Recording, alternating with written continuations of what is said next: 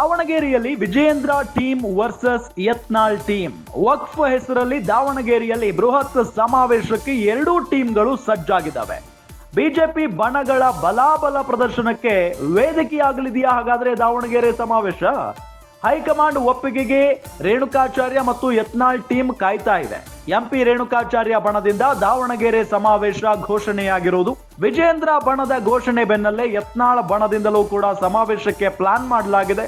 ಈಗ BJP high command ಮುಂದಿದೆ ಎರಡು ಬಣದ ಸಮಾವೇಶದ ಸಮ್ಮತಿಯ ಪತ್ರ. ಈಗಾಗಲೇ ವಕ್ಫ್ ಹೋರಾಟದ ಪ್ರತ್ಯೇಕ ಪ್ರವಾಸ ಮಾಡಿ ಬಿಜೆಪಿ ಬಣಗಳು ಮುಜುಗರವನ್ನ ಸೃಷ್ಟಿ ಮಾಡಿಕೊಂಡಿದ್ದಾವೆ, ಮುಜುಗರವನ್ನ ಅನುಭವಿಸಿದ್ದಾವೆ. ಹೈಕಮಾಂಡ್ ನಾಯಕರಿಗೆ ತಲೆನೋವು ತಂದಿದೆ ಎರಡು ಬಣದ ಶಕ್ತಿ ಪ್ರದರ್ಶನ. ಎರಡು ಬಣಗಳ ಸಮಾವೇಶಕ್ಕೆ ಒಪ್ಪಿಗೆ ಕೊಡುತ್ತಾ ಹಾಗಾದ್ರೆ ಬಿಜೆಪಿ ಹೈಕಮಾಂಡ್? ರಾಜ್ಯ ಬಿಜೆಪಿ ಬಣ ಜಗಳದಿಂದ ಹೈಕಮಾಂಡ್ ನಡೆ ಏನು ಅನ್ನೋದು ಈಗಿರುವಂತ ಒಂದು ಪ್ರಶ್ನೆ. ರಾಜ್ಯ ಬಿಜೆಪಿ ಬಣ ಜಗಳದಿಂದ ಕಂಗಾಲಾಗಿದೆ ಹೈಕಮಾಂಡ್. ಹಾಗಾಗಿ ಯಾವ ರೀತಿಯಾದಂತ ನಡೆಯನ್ನ ಅನುಸರಿಸುತ್ತೆ? ವಿಜೇಂದ್ರ ಯತ್ನಾಳ್ ಬಣಗಳ ಜಿದ್ದಾಜಿದ್ದಿಗೆ ಹೈಕಮಾಂಡ್ ನವರು ಕೊಡುವಂತ ಉತ್ತರ ಏನು? ಈಗಾಗಲೇ ನಾವು ಗಮನಿಸಿದ್ವಿ, ಮೊನ್ನೆ ನಡೆದಂತ ಉಪಚುನಾವಣೆ ಸಂದರ್ಭದಲ್ಲಿ 3ಕ್ಕೆ 3 ಕ್ಷೇತ್ರಗಳನ್ನು ಕೂಡ ಬಿಜೆಪಿ ಸೋತು ಹೋಗ್ಬಿಡುತ್ತೆ. 3ಕ್ಕೆ 3 ಕ್ಷೇತ್ರಗಳು ಸೋತ ನಂತರ ಎಲ್ಲೊಂದ್ ಕಡೆ ಆ ತಣ್ಣಗಾಗಿದ್ದಂತ ಒಂದು ಬೆಂಕಿ ಮತ್ತೆ ಹೊತ್ಕೊಂಡ್ಬಿಟ್ಟಿದೆ ಈಗ.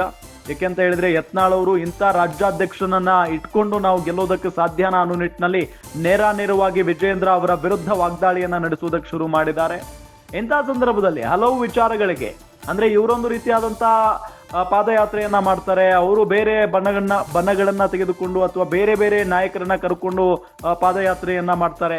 ವಕ್ಫ್ ವಿಚಾರದಲ್ಲೂ ಕೂಡ ಎರಡು ರೀತಿಯಲ್ಲಿ ಹೋರಾಟ ನಡೀತಾ ಇರೋದು. ಹಾಗಾಗಿನೇ ಎಲ್ಲೊಂದ್ ಕಡೆ ಬಿಜೆಪಿ ಒಡೆದ ಮಣಿ ಆಗ್ಬಿಟ್ಟಿದೆ ಅನ್ನೋ ನಿಟ್ಟಿನಲ್ಲಿ ಸಹಜವಾಗಿ ಮುಜುಗರ ಉಂಟಾಗ್ತಾ ಇದೆ. ಅದರಲ್ಲೂ ಆಡಳಿತ ಪಕ್ಷದ ಬಗ್ಗೆ ಪ್ರಶ್ನೆ ಮಾಡುವಂತ ವಿಪಕ್ಷ ಸ್ಥಾನದಲ್ಲಿರುವಂತಹ ಬಿಜೆಪಿ ಕೆಲವೊಂದ್ ಕಡೆ ಹಿನ್ನಡೆ ಆಗ್ತಾ ಇರೋದನ್ನ ನಾವು ಗಮನಿಸ್ತಾ ಇದ್ದೀವಿ. ಅವರವರಲ್ಲೇ ಒಡಕು ಜಗಳ ಆಗಿರೋದ್ರಿಂದ ಸಹಜವಾಗಿ ಬಹಳ ಮುಜುಗರಕ್ಕೆ ಒಳಗಾಗ್ತಾ ಇದ್ದಾರೆ. ಇದೆಲ್ಲದರ ನಡುವೆ ಅವರನ್ನ ತಣ್ಣಗಾಗಿಸುವ ಕೆಲಸವನ್ನ ಹೈಕಮಾಂಡ್ ಮಾಡ್ತಾ ಇದೆ. ಅದು ಅಷ್ಟು ಈಸಿಯಾಗಿ ಆಗ್ತಾ ಇಲ್ಲ. ಇದರ ಜೊತೆಗೆ ದಾವಣಗೆರೆಯಲ್ಲಿ ಈಗ ಸಮಾವೇಶವೂ ಕೂಡ ನಡೆಯಲಿದೆ. ಸಮಾವೇಶಕ್ಕೆ ಎರಡೂ ತಂಡಗಳು ಸಜ್ಜಾಗಿದ್ದಾವೆ.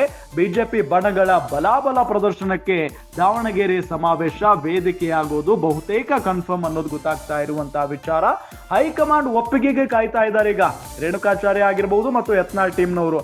ಎಂಪಿ ರೇಣುಕಾಚಾರ್ಯ ಬಣದಿಂದ ದಾವಣಗೆರೆ ಸಮಾವೇಶ ಘೋಷಣೆಯಾಗಿದೆ. ವಿಜೇಂದ್ರ ಬಣದ ಘೋಷಣೆ ಬೆನ್ನಲ್ಲೇ ಯತ್ನಾಳ್ ಬಣದಿಂದಲೂ ಕೂಡ ಸಮಾವೇಶಕ್ಕೆ ಪ್ಲಾನ್ ಮಾಡಿಕೊಳ್ಳಲಾಗ್ತಾ ಇದೆ. ಈಗ ಬಿಜೆಪಿ ಹೈಕಮಾಂಡ್ ಮುಂದೆ ಎರಡು ಬಣದ ಸಮಾವೇಶದ ಸಮ್ಮತಿಯ ಪತ್ರ ಇರೋದು. ಈಗಾಗಲೇ ವಕ್ಫ್ ಹೋರಾಟದ ಪ್ರತ್ಯೇಕ ಪ್ರವಾಸ ಮಾಡಿ ಬಿಜೆಪಿ ಬಣಗಳಿಗೆ ಮುಜುಗರ ಆಗಿದೆ.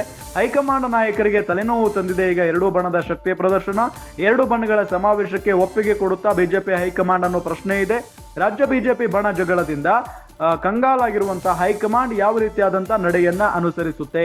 ವಿಜೇಂದ್ರ ಯತ್ನಾಳ್ ಬಣಗಳ ಜಿದ್ದಾಜಿದ್ದಿಗೆ ಹೈಕಮಾಂಡ್ ಉತ್ತರ ಏನು ಅನ್ನೋದು ಈಗಿರುವಂತ ಪ್ರಶ್ನೆ.